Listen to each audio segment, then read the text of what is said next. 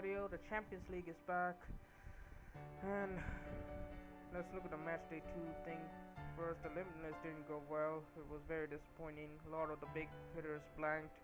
Uh, they all had good fixtures as well, so it's very disappointing to see that happen. Only a minor few have done their bit, like Ter Stegen, João Cancelo, Bellingham, DeMarco, and Saka and Molina. Martinez, I would say, he was lucky to get 4 points. He should have had a hat trick, but he couldn't. He missed all of his shots, and yet he still got bonus points. So I didn't complain about that, but it was a very disappointing pick. Most of them should have done something. They had easy fixtures. They had the form. I don't get why this happened. Yeah, it's a very wasted opportunity to gain rank, but I'm still better than what I had last season around this time, so that's one positive. Let's look at my wildcard team. I've activated the chair. Alright, this is the wildcard team.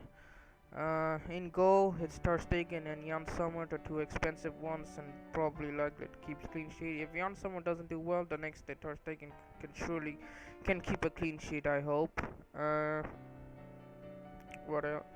It's in the defense. It's Trippier, Di Lorenzo, Molina, Hakimi, and João Cancelo. All expensive picks, but all are worth it. Trippier, he's got the assist potential. He's showing it in the Premier League. Hopefully, he does keep showing it on the Champions League, and they do have ball retention points.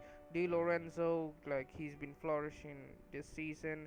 He's basically playing like a left winger. He's so attacking. Molina, he keeps on chipping away with assist for Atletico Madrid matches. Hakimi, he plays a real advanced role in Luis Enrique's side. Last week he was unlucky. His whole team got battered by Newcastle. They couldn't stand that home crowd of Newcastle, but this time they're at home, so maybe Hakimi could get something. And Milan are struggling to score goals, but they can block PSG out. But for Hakimi, even if it's a 0-0, it's a good thing for Hakimi. João Cancelo, good defense. Barcelona have probably the best defense in La Liga currently. With Ter Stegen and Cancelo, it's a good double up to have to gain those ranks. In the midfield is Calvin Stengs from Feyenoord. He's been hyped up a little bit because of his recent form, and he's cheap as well. Plays Lazio at home, so I had to go for him because I need a cheap player. Bellingham, I'm obviously gonna keep. He's a Real Madrid player, and he's our best player in attacking wise. Galeno comes in. He places Antwerp twice, so Galeno's here. He's has just about edges Bellingham's goal scoring record in the season.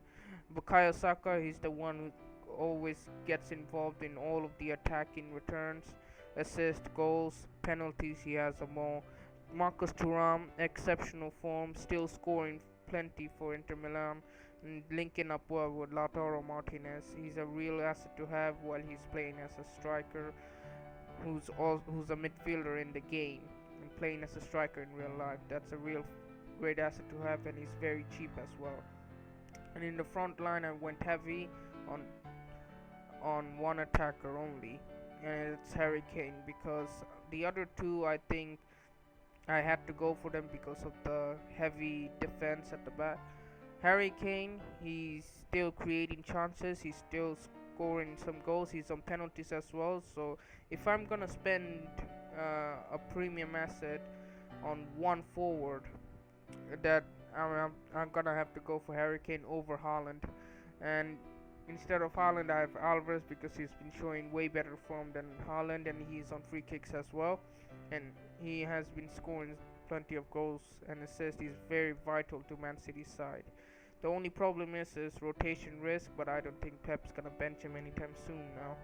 And lastly is Rasmus Haaland, because Manchester United do have good fixtures. They do turn it up in the Champions League. So yeah, even if they are really bad in the Premier League, they do step up in the Champions League, and they do score goals. Rasmus Haaland isn't getting the service that much because of Rashford being selfish and wasting chances. But Bruno Fernandes is still there. He's probably gonna try his best to supply Haaland with all the passes he can. chances he creates. The Haaland only needs few chances to get the attack. He has good fixtures against Copenhagen. He's playing at home this week, so might as well trust him this time. And that's about it with the wildcard team. Let's look at my team selection. With the team selection, just play players who are playing first. I didn't need to talk about that.